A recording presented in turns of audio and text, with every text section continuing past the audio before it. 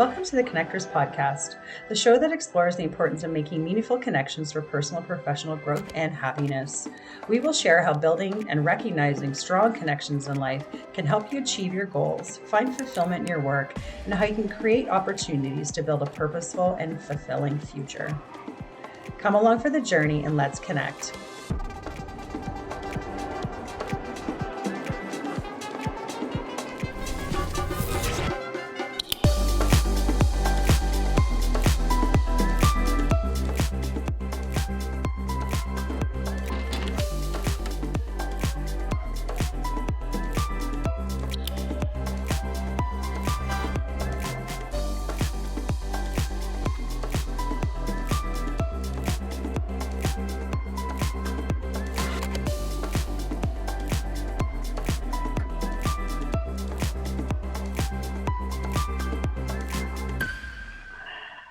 Welcome to today's episode of The Connectors. We are speaking with our friend Jerry Hall, where we have an enlightening discussion about his son and how he inspired him to write a story that has led to the 8 pillars of success in his business. We talk about it's not the goal we attain, but the person we become along the way. You cannot outperform your self-image. We carry on the conversation with how success is structural, and we unpack that systems are more important over individual talent. Stay tuned and keep on listening. Like, follow, and subscribe. All right. Hi, Quinten. Hi, Jerry. How are you? Hi. Good. How are you doing? Good, thanks. Good. Welcome to the Connectors, Jerry. We're excited to have you here today. Well, it's a pleasure to be here. Thank you for having me. Thank you. Okay. So just a little bit of a background. Jerry has been referred to us a few times through other guests that we've had on the show. So we've been excited to get into a conversation with you. As I know you have a really interesting background and some great stories to share with us. So could you tell us a little bit about how you got started in helping people reinvent themselves and how you cultivate a success mindset with the people that you work with? Well, I appreciate you for giving me this opportunity. Again, thank you very much for having me on today. How I got to where I am right now has happened pretty much by accident. And it all stemmed out of the pandemic back in starting in May of 2020. I think a lot of us back then didn't have an idea or clue what we were going to do or what was going on in the world. And I think for some of us, we took advantage of that to give ourselves an opportunity to reinvent ourselves.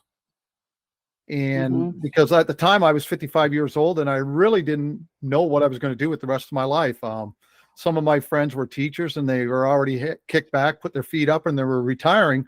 But I still felt I had a little bit of rubber left on the tire, so I wanted to do something differently. And so it's always been a part of my bucket list that I wanted to, at one point in my life, go from a stage of success into a stage of significance where I could take a lot of the things that I was able to learn from mentors and from teaching over the years, that hopefully I could actually take that information and give it back in some way, shape, or form. And I had no idea how I was going to do that, but it was always a dream of mine, and the pandemic gave me that opportunity or that platform where I could actually think it through and put myself in a position where I could actually start helping people. And I think the pandemic did that for a lot of us, didn't it? I mean, I know it did for myself, and Quinten and I speak about this often. The word reinvention resonates with us highly because we met through a reinvention certification program that we took, not at the same time, but that is how we basically joined forces together, was through collaborating in reinvention. Right. So what are you finding are some of the, after speaking with people that are coming out of the pandemic and you're having these conversations and you're bringing all these things together, what are you finding is becoming, the main area of focus to help people, achieve their success post-pandemic? Right. I think for me, it was an incredibly eye-opening experience for me, because I've been an entrepreneur my entire life, but it was in industries that I was in the financial industry, and then I was in the marketing, sponsorship, design industry, and the professional racing industry. And so it was kind of a close community that I was always a part of. And one of the things I found very surprising, that there was a large demographic of people like myself, anybody over the age of 45, who were feeling kind of lost, almost felt like their usefulness in today's world had been pushed to the side. And I was also finding that there was a huge segment of our population between the ages of 18 and 35 who are just starting off in life, and maybe for economic reasons, the economy or whatever it is, just don't experience a lot of hope. And so when I really started studying this, I realized the number one challenge for most people is that there was just, they didn't think they had options. They didn't feel that they themselves were capable of sort of penetrating this world. And if you were in later stages, a demographic like me, you almost felt like your usefulness had expired, so to speak, and you were basically forced out to pasture. And what I have found in my studies and my readings and my mentors who worked with me in the past, I've always been a big believer that if somebody has this incredible burning desire inside, it doesn't make a difference who they are, where they come from, that if they really truly do want to do something special in their lives, they'll find, if they have that will, they'll find a way, so to speak. And just by chance, when I started this business of mine, the New Millennial Success Academy, I had another incredible thing take place in my life with respect to my deaf and autistic son, because he was able to accomplish a goal that no one, and I mean nobody, thought possible, including his mother and myself. And so when he went out and accomplished this goal, it set me on a path to say, look, I really need to look into this whole success thing and what anybody can do to put the pieces in place so that they too can go out and become successful in their lives.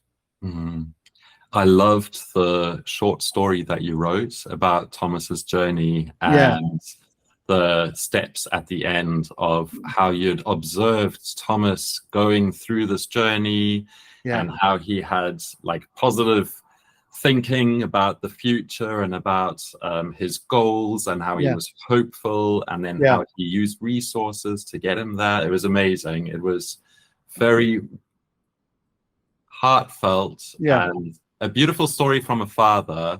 I appreciate that. I really enjoyed reading it. Thank you, Jerry, for sharing it with us. Oh, you're quite welcome. Yeah, I'm curious how you, I guess, developed or uncovered those 8 pillars. Do you want to walk us through that a little bit? Absolutely. And for the listeners, I'll just tell them a little background on the story. My son Thomas, when he was 23 years old, going back 7 years ago, he's the youngest, I mean, the oldest of our 4 children. He has 2 younger brothers, and our youngest is his little sister.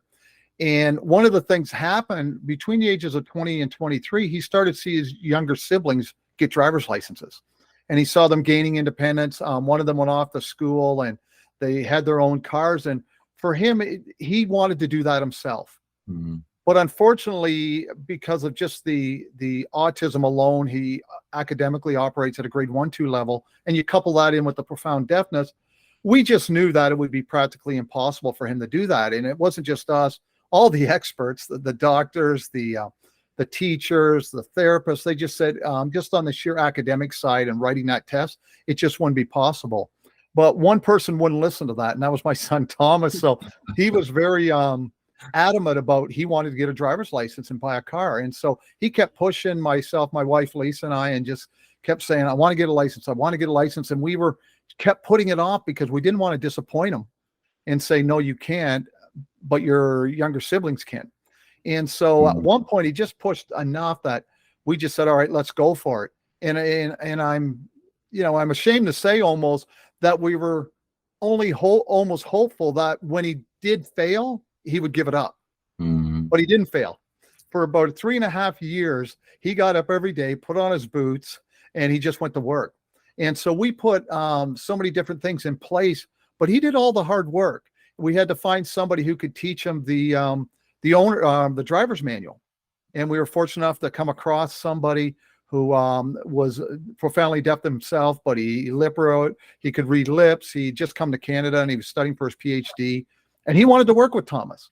And for the first couple months, we didn't see a lot of results, good, positive results.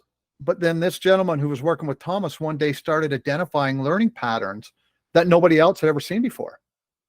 And so he started applying these, and Thomas's test scores just started to rise.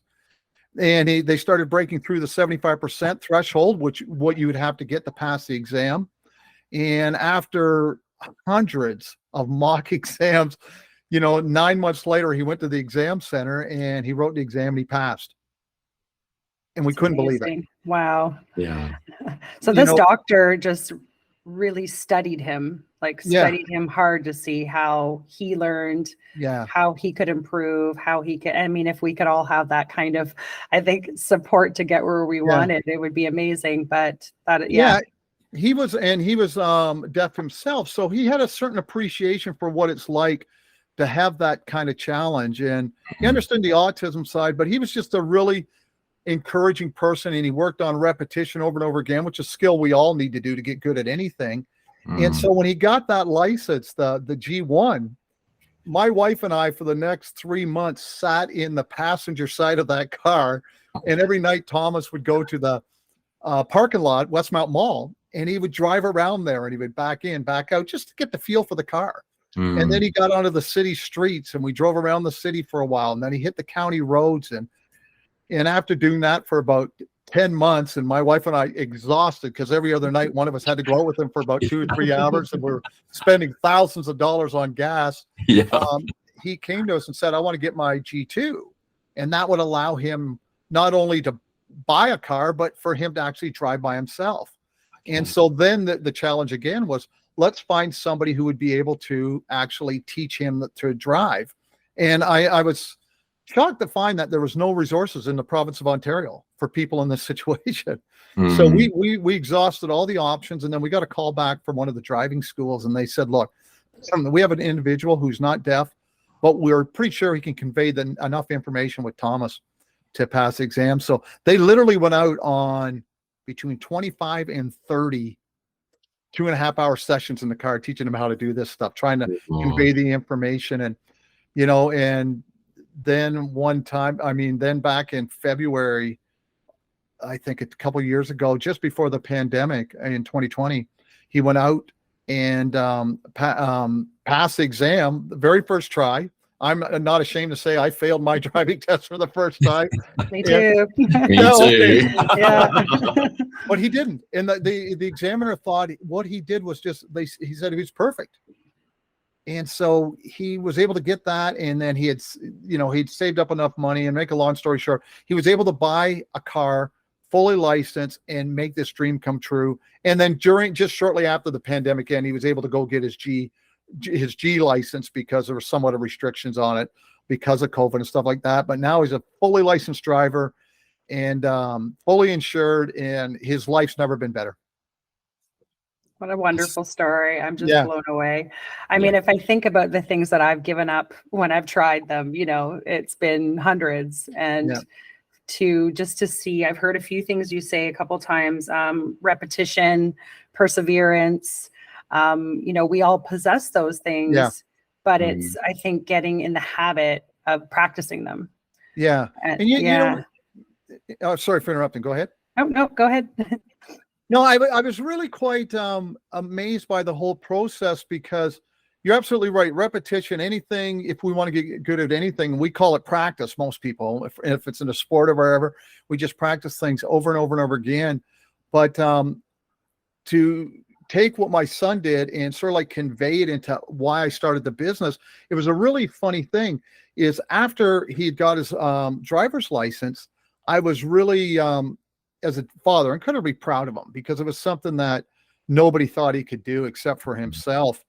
And so I wanted him to have an account for it. So I just wanted to write this short little story and have it set aside so that, say, 20 years from now, that his brothers or his little sister could actually read it and truly appreciate what he accomplished. And so I just wrote this short story. It's like 4,000 words. It's about 20-minute read. And it's just an account of what he did. And I remember giving it to a friend of mine and said, look, could you cross the T's and dot the I's? He's a former school teacher. And I said, so I could just have it grammatically sound, so I could just save it as an ebook and set it aside. And if anybody wanted to read it, because we had some family that were interested in what he was doing as well. And he said, sure. So I complete the story and I sent it to him, and he calls me later that night and he says, you got something here. And I said, what do you mean? And he said, this was just at the start of the pandemic. And he said, he goes, like, there's a lot of hopelessness in the world, a lot of uncertainty. He said, this is the kind of story that's going to inspire people and give them hope. And I said, seriously? And he said, yeah, this is kind of like TED Talk stuff. And so with his encouragement and some other people, we put it together as an ebook, and we put it online on a sales platform, and we just shared it, you know, the story of what our son done. And we had a little short story that we were offering. And lo and behold, over the course of 2 weeks, the story was being shared and sold and read worldwide. And there was people from all over the world reaching out to me to do podcasts and live radio interviews, because people were just getting caught up on this thing. And after one particular interview live that I had in the UK in London, after the interview, it was just a 5-7 minute interview, the producer told me that there was literally hundreds of thousands of people listening to this live because they'd done a promo on it. And I just realized at that point there that what my son had done, coupled with me wanting to do something like that, it became my mission in life at that point there, to share his story and how he did it so that other people can go out there and make their goals and dreams come true.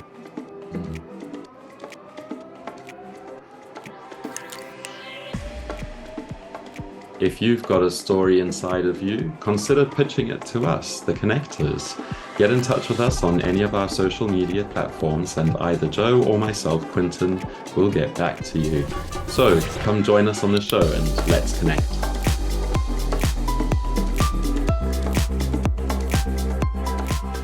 Yeah, after I read that story, I thought to myself, okay, wow, this is a dedicated father.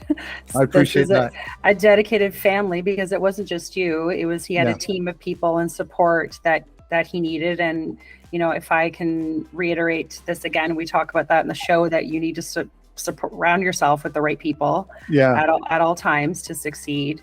So it seems like some of these kind of pillars that we talk about have this common thread and common theme. Exactly. He also had a mentor and a coach in the PhD student who was someone who was also deaf, so could reach into his world and show him a path and say, look, if I can get a PhD level as a deaf person, you can too reach your peak of your mountain. Yeah. And even though they weren't blood relatives, there's a certain community, I'm sure it has in all, like the blind community or the deaf community. They were sort of like brothers that way, is that he was the fellow who helped them with some was invested in Thomas's life, because he wanted him to do well, and he knows what it's like to struggle. And getting back, Jolyn, what you were saying, it does take a community, and I would be really remiss if I didn't mention the fact that Thomas is who he is today. I get to be the fun guy. Most dads do. But the reason why he was even got to that level in his life where he was able to do this stuff was all because of his mom. Because my wife, Lisa, from the day he was born at 27 weeks, and he was 2 pounds, 5 ounces, and spent 10 weeks in the neonatal intensive care unit here in London, Ontario.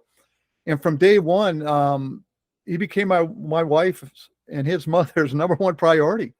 And so this was before Google and mobile phones and PCs and that. And my wife was on the phone every day, calling people, going to meetings, thousands of miles of travel, you know, just to give him the tools and the resources, and fought for him, you know, just day in and day out to get him into programs and funding and all this kind of stuff. So, you know, like I said, I'm the one that gets to tell the story, but quite honestly, if my wife hadn't done what she had done in those first 5 formative years of his life, you know, none of this would have happened. Yeah. What's your wife's name? Her name's Lisa. Lisa. Yeah. Well, massive props to Lisa. Absolutely. We're going to give her a shout out.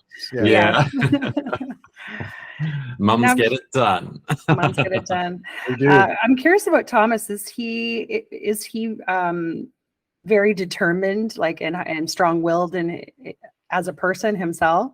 Yeah. When he was a little guy, it was unbelievable because of the deafness and the autism. He's his life's somewhat limited in his exposure, so he certainly lives in a smaller bubble than most of us. But and I hate using the expression pig-headed, but when he was a little kid, If he didn't want to do something, he just wouldn't do it.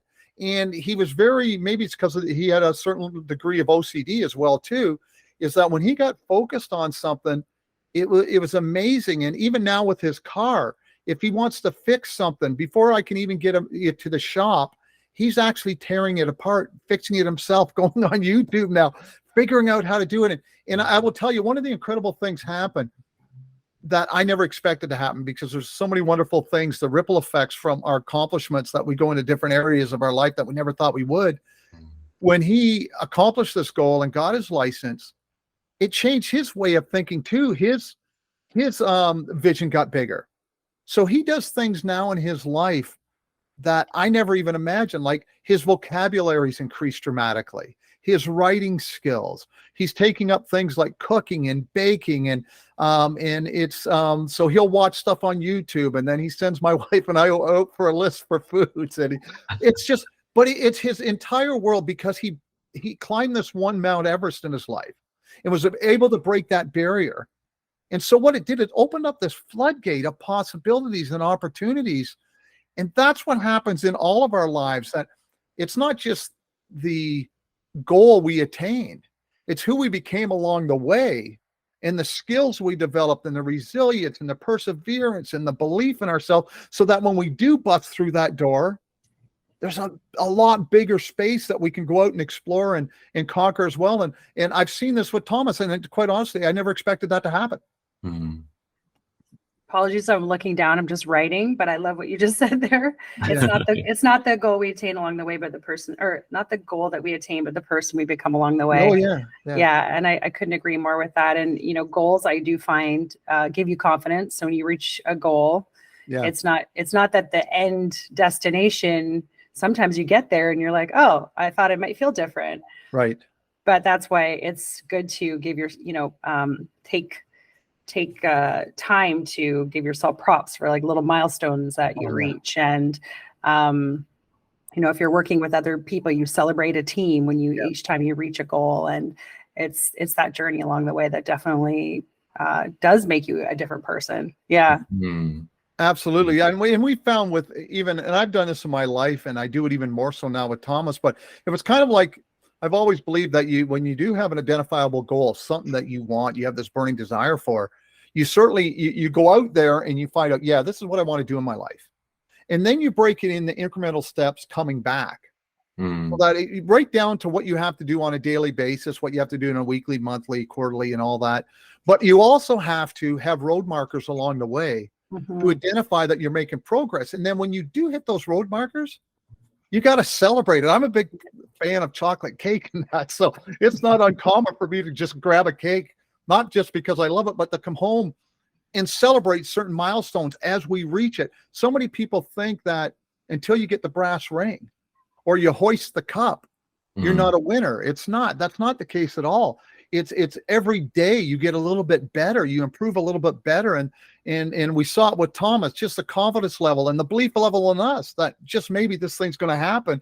And at the end, everybody on our family was just on board with this journey, just so excited to see it come to fruition. It sounds like you're hinting at your 0 to 100 mindset experience in some of what you're talking about there. Can you tell us more about this new development? Yeah, and because I've always been a big believer, like I said, and with when Thomas accomplished this, I'll just give you a little bit of background on it. I will tell you this, when he did accomplish this goal, it was a little confusing for me because I wanted to share the story, but I didn't know how to explain it. And what I mean by that is that my definition of a success always growing up was that if you work hard, you're reasonably intelligent, you're somewhat competitive, gregarious, outgoing type of thing. And if you put in the time, you can become successful. And since I fit into that category, I never ever questioned it. But when Thomas accomplished what he was able to accomplish, it didn't make sense to me because his definition and how he did it didn't fit into my equation. So I'll be honest, I was thinking, well, how can I even share this story if I don't know how he did it? So I for about 6 months during the pandemic and the early stages of it, I went back and I talked to some old mentors, and I pulled out notes and things I'd read and my own experiences. And I was taking out all the things that I was told you had to do to become successful. And I was putting it on top of a desk in different categories. And then I laid all this stuff out. And then I took what Thomas had done and I laid it down on top of that. And I took out all the commonalities. And I was able to come up with 8 basic pillars that we talked about right up front. Now, there's other stuff there as well, too. And that stuff's still important, but that's more of the fluffy stuff that we had to do. But I wanted to get down to a certain current or certain threads of success that were common to everybody. And because if I had those, then I could teach people the same strategies and tools and things that my son was able to do. But I will tell you this, is that there were 2 glaring conclusions that came out of this entire process. And there were things I've done all my life, but I never knew I was doing them. I was just doing them. And many successful people don't know how to become successful, but they just do it. And here are the 2 glaring conclusions. And if people understand these and they do a deep dive on them, they can go out there and become successful. The first one was I found out that success, it's not personal, it's structural. And what I mean by that, so many times we will look at a successful person and we'll think, oh, okay, they're smarter. They come from this family, or they have this education, or they have, they have the financial means. And we think that's that person. Yeah, they could become successful. But someone like me, no. What I found out is that success is actually mentally structural. That if we think a particular way and we understand how our mind operates, it doesn't make a difference about all that other superficial stuff. We can go out and become successful. So the first one was that success is structural, it's not personal. And the second thing is I realized is that systems were so much more important than individual talent. That if there's a system and you have a strategy to follow that's tried and true and other people have done, it doesn't make a difference about your personal skill level going into it, because you're going to learn those skills by just plugging into the system. That's why people will pay $1.5 million for a McDonald's franchise, not because their dream is to sell burgers and fries, but they just know we're buying a system. It doesn't matter about my ability to do it, but if I follow that system, I'm going to become successful also. And so, by studying what Thomas did and coupling that with my own experiences and success and my mentors and my readings, I was able to put myself in a position where, okay, if I'm going to teach people how to reinvent themselves, how to become successful, then we're going to have to start working on the structural part of the mind. Wow. You can find us on the following social media platforms: Instagram, Facebook, LinkedIn, and YouTube.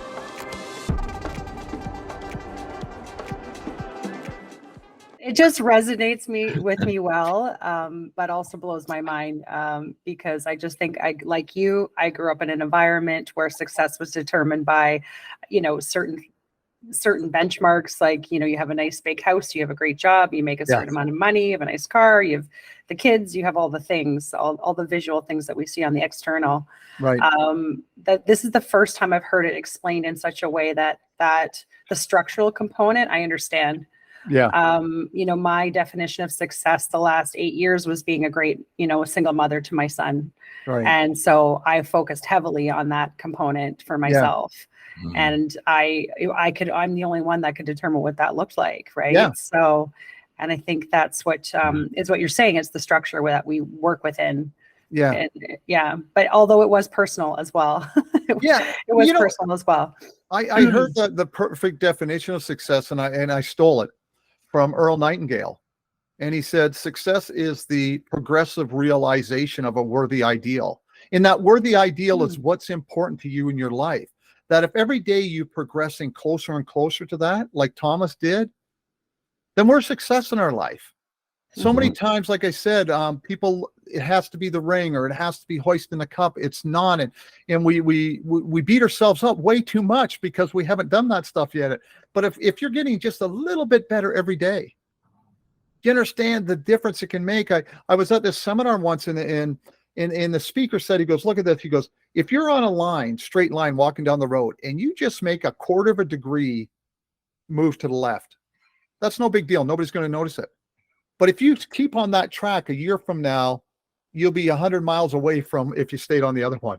And that was in when I picture things like that, I go, you're absolutely right. You don't have to do it all overnight.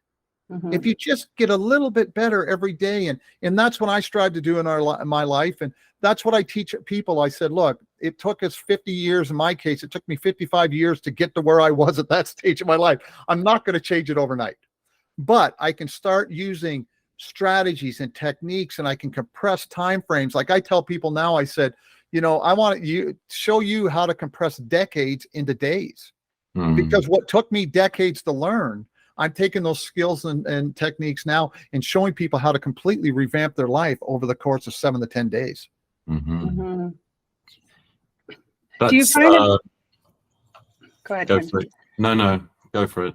Oh, I was just going to ask do you think success can be a moving target as well? Because sometimes I think mine shifts depending on what's going on in my life. Like my values stay the same, but the level is depending on what's happened up until that point, something may need to shift. And I don't know if that's part of the reinvention component. Yeah. So how, do you still apply the same pillars, even if your definition of success changes? Yeah, it does. And you know what, I will tell you this. Here's what one of the very first things I'll tell people, and I'm kind of trying to contain myself because I can go full bore on this stuff, but then we'd be here for about 5 hours. No, we'd be here for 5 hours, and your listeners would get tired of this. But I will tell you this, and this is so important for people to understand: you cannot outperform your self-image. How you perceive yourself, you cannot outperform it. So I'll have people all the time says, I just keep hitting that glass ceiling. I just can't bust through. And I say, the reason why is that your self-image, you don't believe you can do this. So success in getting to this, like I said, in my courses, 0 to 100 mindset experience, we go back and we take a look at our beliefs and our thoughts. Where do they come from? How to uninstall these disempowering thoughts, and how to install empowering thoughts, and how to overcome a procrastination, and how to set goals, and how to build good self-esteem, and healthy habits. So we teach people how to do all this stuff. But the one thing, most importantly, is that we have to change our identity. And how we change our identity is our belief system, what we believe about ourselves. And so we can start doing that immediately. And in a perfect example, there's my son. His identity changed dramatically during this process because he was able to accomplish something that nobody else believed he could do that. And so that's why he's able to do so much more now. And to get back to your question there, Jolyn, about moving targets, absolutely. When I started this academy, here was my goal. I was going to have Thomas's book online. People could purchase it. They could call me, and they could have me do a podcast or an interview. Pretty much that was it. Now, not only this, I'm doing keynotes to major corporations. I spoke at universities and colleges. I'm doing stuff for one of the local colleges and that as well now. And I've actually done training seminars online in Dubai, Australia, San Diego. You're right. It is a moving target, because the more good things happen to you from this goal and mission that I have in my life, the bigger my vision gets. And so absolutely, if our goals aren't always getting bigger and aren't these moving targets, then I think we're sitting on our laurels too much. I think that's an important thing you brought up too about, your self-image or self-concept, because I read a lot about that. Yeah. Neville Goddard, for one, is someone that I follow in terms of self-concept, and it's something I've had to learn myself. And I think people struggle with that probably the most. I'm thinking out of a lot of this. Is that something you cover within your training and your mindset experience? Yeah. One of the biggest things in the chapter, one of the modules, is actually on something called imposter syndrome, having a healthy image. And you know what? All of us experience it. So many times people think that they're broke. There's something wrong with them. And for the sake of not being embarrassed, we just don't share it. But I have talked to some incredibly successful people in my life, some of them that are billionaires, literally. Some of them that, are successful, in different things of their lives. Some of them, one of them's a world-class race car driver. And we got talking about these things. And they have the same fears. They have the same apprehensions. They have the same self-doubts. The only thing is that they can look at those thoughts and really challenge them and say, is that really true, even though I'm thinking it? Mm-hmm. And so what they do is they sort of like disarm those beliefs, like saying, no, maybe it's not true. Maybe this came from some time in my life where I was kind of vulnerable and it's not true.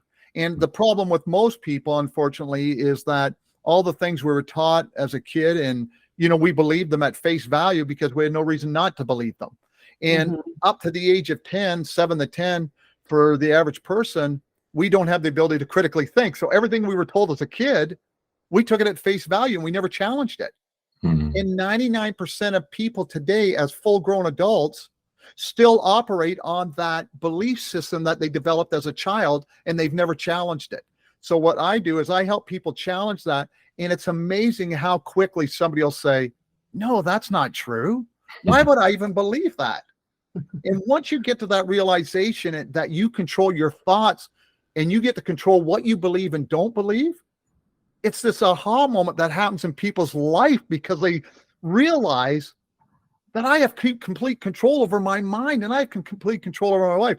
So there, I'm getting going there right now. So I can tell you're excited about this. No, but that's it makes perfect powerful. sense. Yeah, it's crazy. Makes perfect sense to empower people for their self-actualization. If they can take a little pause and say, okay, all these feelings, all these ideas are overwhelming me. Maybe I'm not that. Maybe I can analyze it a little bit. Let me interrupt you and tell you this crazy story. This Go guy I started working with about 1.5 years ago, his name's Graydon Bunn, and he's up near Northern Ontario, and he's a great guy. He's got a wonderful family. He's just a hardworking guy. He works in construction during the day. And when we started talking, he said, you know what I want to do? I want to be a race car driver. There's a guy who's 40 years old, wants to become a race car driver. Doesn't own a race car, doesn't do nothing. And I said, well, why don't you? And he goes, how do I do it?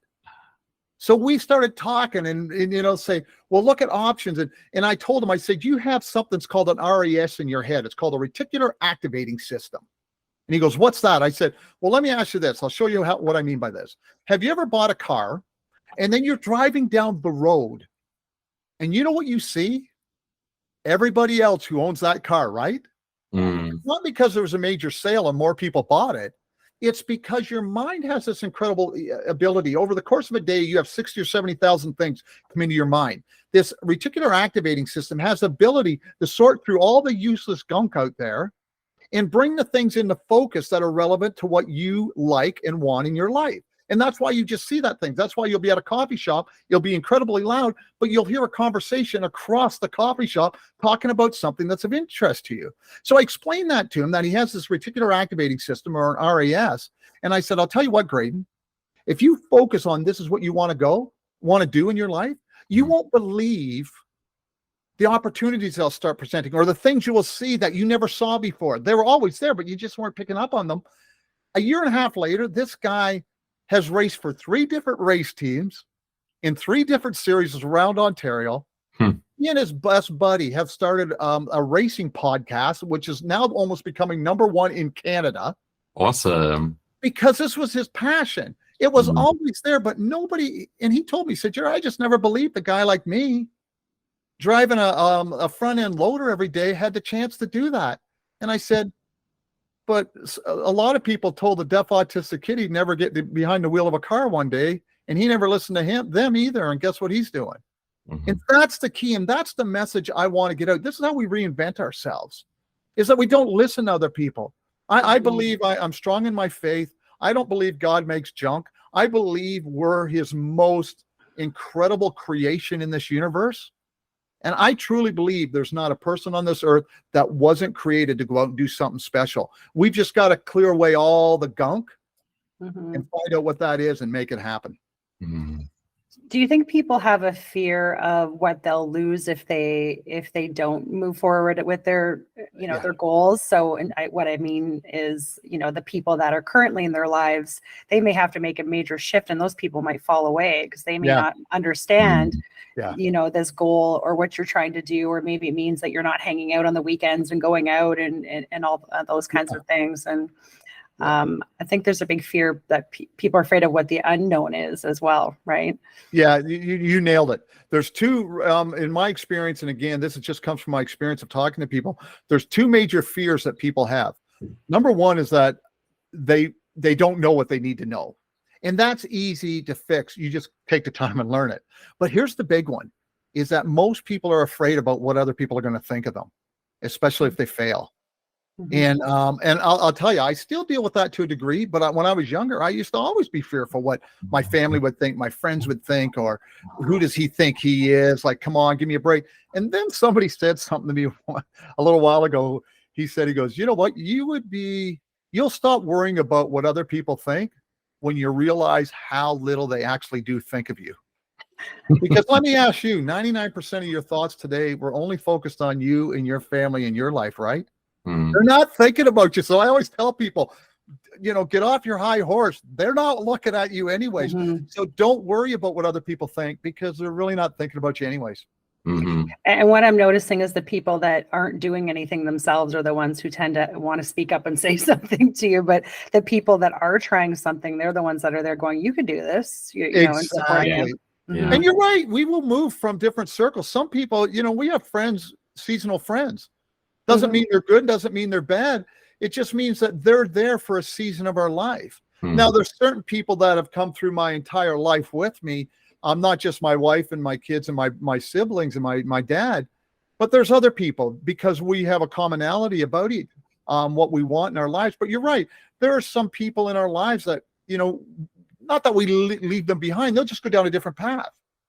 And that's a tough thing. That's a sad thing at times, because we lose those relationships. But we have to understand that, nothing's permanent. Change is the only thing that's actually permanent, if that makes sense. It's an oxymoron. Yeah. Change is the only thing that's permanent, and human beings live in small communities. We can't physically live in a bigger community than 150 members. There's a lot of science that's been done around that you've got like a tiny group of close friends. You kind of know sort of 50 people.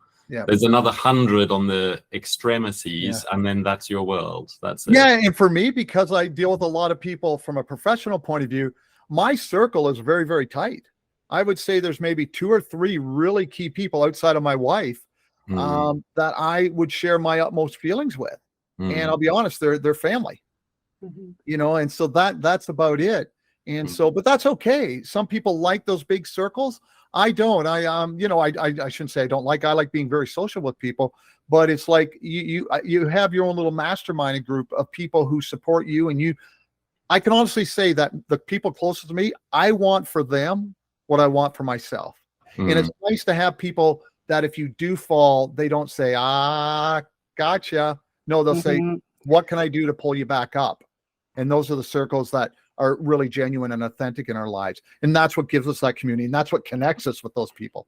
That's right. Yeah, we don't need any I told you so's. Plus, through failure, we're always learning, right? I think there's this big fear of failure. That if we try something, how we're going to appear to others. But if you try something, I think that already puts you ahead of the people who aren't doing anything. I think back to when Joe and I started the podcast, and we recorded a bunch of episodes, and then we didn't publicize it. We reached out to that small little inner sanctum group, and we were like, hey guys, what do you think about this? Is this resonating? They came back with very honest feedback. We were like, oof, okay, that's not what we wanted. We went back to the drawing board. We tried again, and then we came out with the Connexus podcast. So little tests in private with trusted advisors can often get you further ahead as well. Especially where you know that they're coming from a point of love and support. You know what I mean? And that's so important when you beta test and to have those, because they want to help you. And so no, that's great. So what advice would you give someone who's just starting their journey of reinvention? If they're feeling unsure, feeling overwhelmed, where do they begin? But maybe they have an idea and something they want to try. The first thing I always tell people is say, look, first of all, you got to stop beating yourself up, and you got to stop saying, look, I'm 50 years old and I haven't done anything in my life. I said, you got to stop that, because that 50 years During that time, you learn to overcome a lot of adversity in your life. You developed an incredible amount of skills. So you've got to stop the negative self-talk. You basically have trained at this point in your life. And I'll be honest, when I started this 2 years ago, I said to my wife, I go, oh man, I wish I would have picked this up, 20 years ago. And she says, but Thomas would have only been 10 years old. He wouldn't have been able to buy a car. Everything, it all comes together. So the first thing I tell people, I said, stop beating yourself up. If you have a burning desire, there's only one day where that's going to stop happening. And that's when they pat your face with a shovel. And I don't mean to be crass, but that's pretty much it. Up to that point, so I tell folks, I said, stop beating yourself up and figure out what your why is. Why you want to do this. And that's so important. So many times I'll ask people in the financial industry in particular, I said, why do you do that? And they'll say, I just like helping people. I said, great, but why do you want to help people? Well, because I feel it's my obligation. Okay. And so I do this 7-step layered exercise. 5 whys or 7 whys or yeah, it's 7 whys. 7 whys. It's not till the 5th one that you get out of your head and into your heart. It's only when the why is heart driven. Then you can really do it. And I'll be honest with the listeners here. Here's what mine was. And it wasn't just the why that started 2 years ago. It was some time ago. And my why was, it's emotional to me, is I was tired of feeling like a loser. That's what my why was. And I wasn't going to feel like a loser anymore. I know what it's like to feel like a loser. Everybody looked at me and says, you weren't, but I felt like one. But I couldn't get to that why up here. I had to get it into my heart. So I had to, and so you find out what the why is. And in that why every day, all I got to remind myself, they'll say, you got to make a call or you got to do this. And you're going, oh, I don't want, I'm tired of this.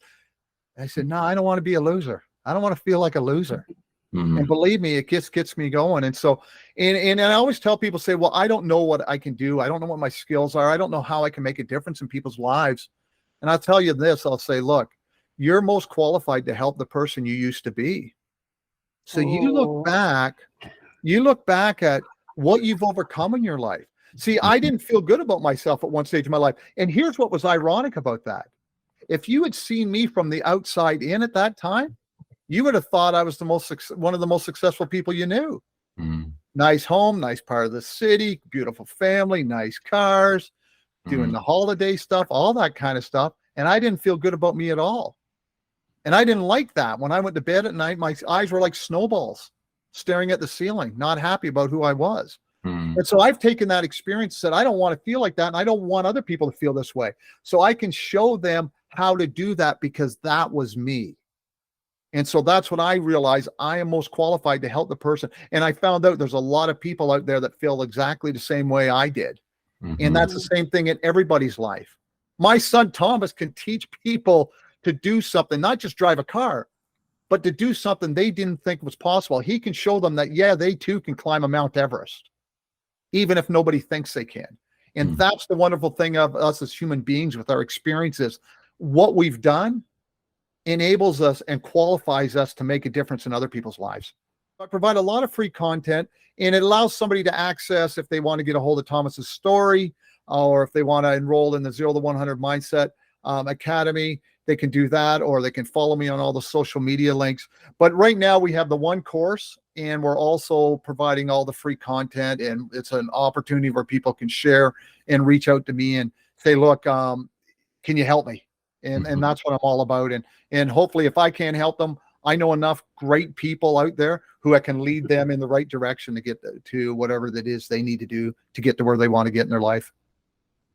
And that's what we love about the connectors, because we're always meeting new people that we can connect each other to. So that's what we love about creating this network. And we'll make sure that we put that in the show notes and that our listeners have access to all the links that you've shared. Perfect. And we want to thank you very much for giving 2 of our listeners a 50% off code to the upcoming course that you're offering. Can you tell us more about this program and the course?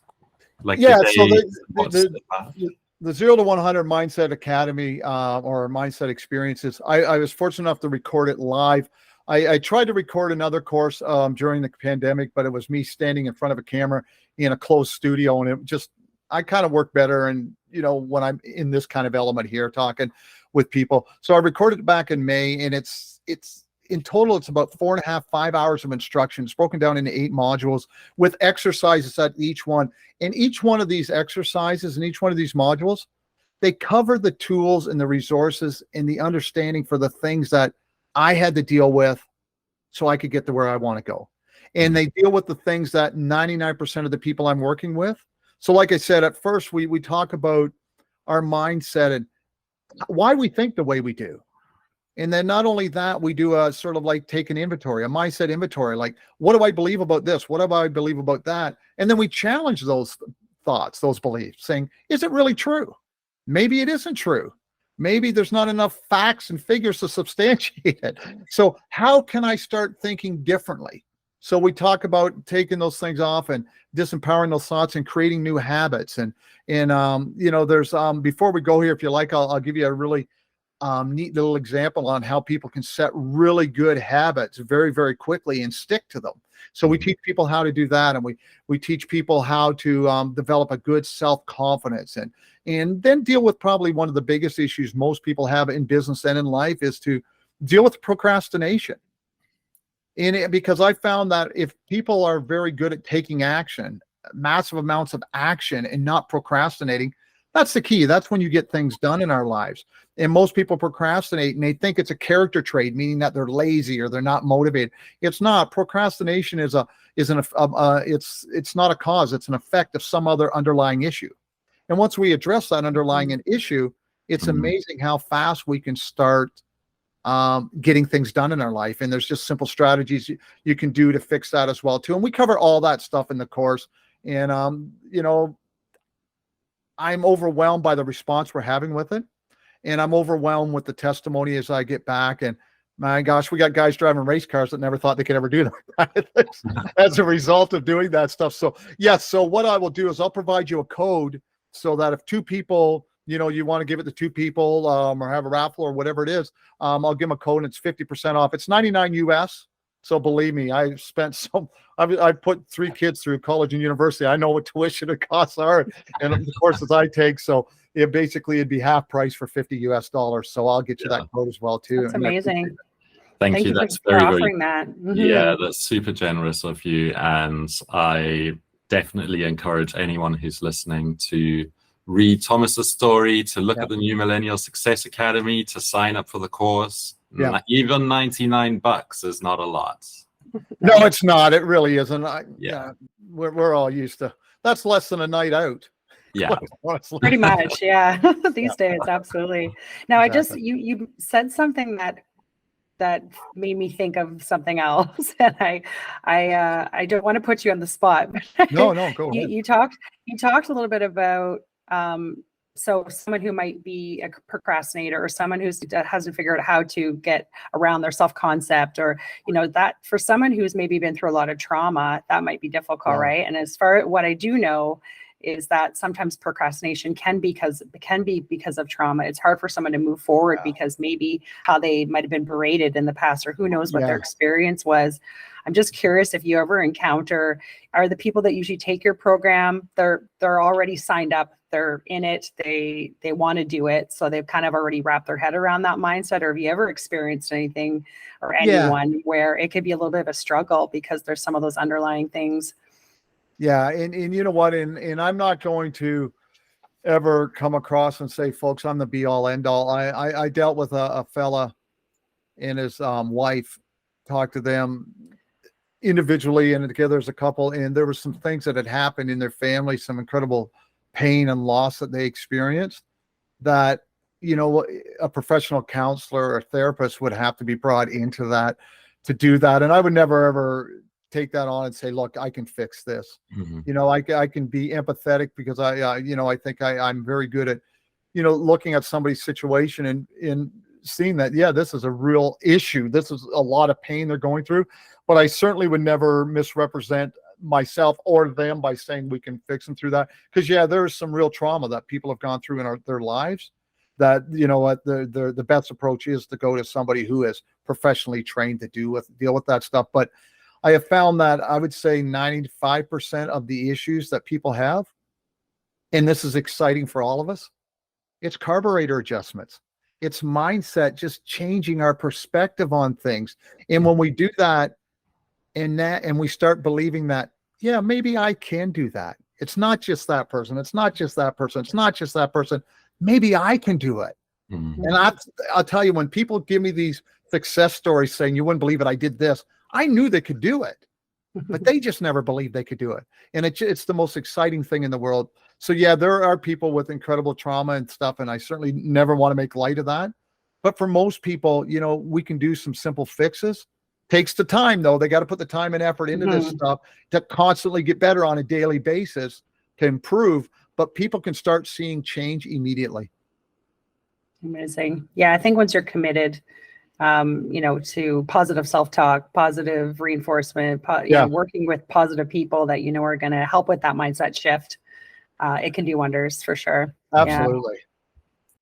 Love it. Well, I do hope to meet you in person at some point, Jerry. I'm sure I will run into you in the city of London. It is pretty small, and now we know we have mutual connections. So absolutely. I thank you so much for being here and sharing your story and your wisdom and your purpose. It's been a great conversation, and I really appreciate your time.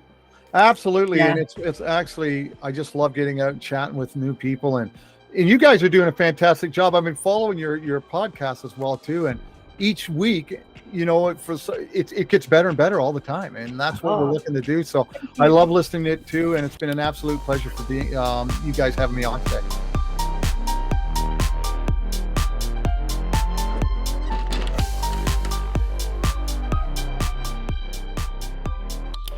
If you've got a story inside of you, consider pitching it to us, the Connectors. Get in touch with us on any of our social media platforms, and either Joe or myself, Quinten, will get back to you. So come join us on the show and let's connect.